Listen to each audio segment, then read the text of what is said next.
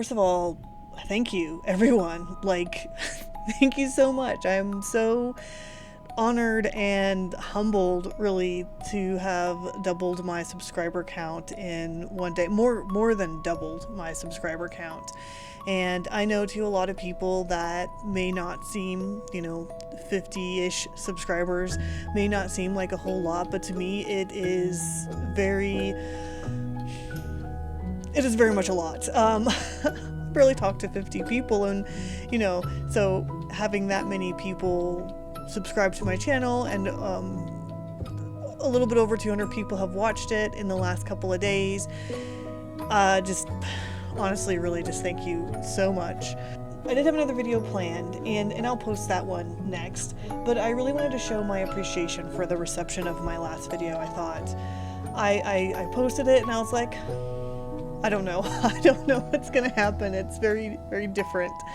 Very real, like it's very me, and I think that helps. But the other thing too is that in the video I'm about to post, I'm going to post a little bit later, I don't have anything in stories, and I promised stories. So that's what we're getting here. Now, it's not exactly stories, it's more lore, but that's story adjacent, and it will give you a good idea of kind of where what I plan to use this channel for.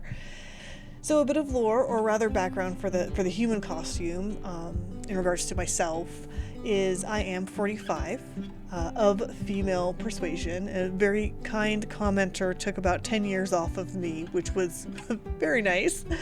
Made me feel good for a little while. I have a son who pops up in my videos, both as mentions, and he voices Wormington when he decides he wants to. He doesn't really do much else other than support his mother as a YouTuber. And I basically recently found myself in a situation where I'm starting over and needing to take a look at my life, and I'm going to just call it an opportunity to rediscover myself. I always wanted to do something with my art. The problem is I wanted to do all of the things. I love animation, illustration, comic book art. Everything interests me, and that, as you know, is a problem.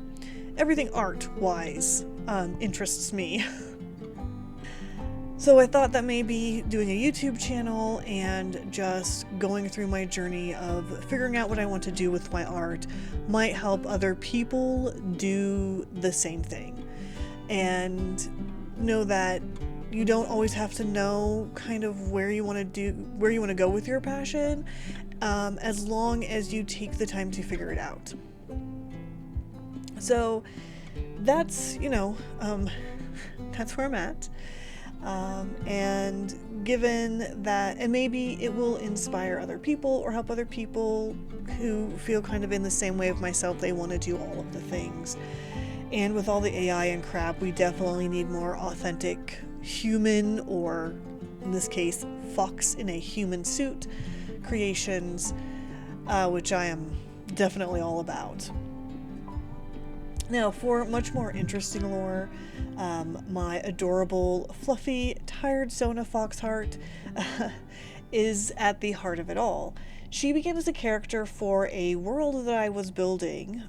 She was actually a traveling fortune teller in this world who had a crush on a Goatman character who was a herder of giant pangolins. Yes, those things, only giant-sized. And that's about as far as I got for that. But she did quickly become a comfort character. I would draw her when I felt like I had pretty much nothing else to draw, like I had lost sort of the inspiration to do art, or if I was in a very bad mind state, she would be the art that I would, the character that I would go to draw to help me get out of that sort of funk or issue. And so finally, through her various iterations, I decided that I needed a place for us to live. We love lavender. The smell, the softness, it's very comforting. Metaphysically, it's a plant known for clarity, focus, and peace, and I need a lot of peace in my life. Especially back when Foxheart was originally created. So Foxheart now has a cottage and with her son Goldheart in a place called the Lavender Marches. Marches are usually borderlands, and Foxheart's marches are the border between Bright Hollow, a village, and Shadowshire, the dark and dangerous woods. This is really just my attempt to make a cozy world with an edge, a not quite dark fairy tale. Foxheart, as you can see in this art, is a witch, and much of my witchy inspiration comes from Terry Pratchett. I am a stout Terry evangelist, and his idea of how witches often stand in between things or on the edge of things. Basically, the quote goes, "For a witch stands on the edge of everything, between light and dark, between life and death, making choices, making decisions, so that others may pretend that no decisions have ever been needed. Sometimes they need to help some poor soul through the final hours, help them find the door, not to get lost in the dark."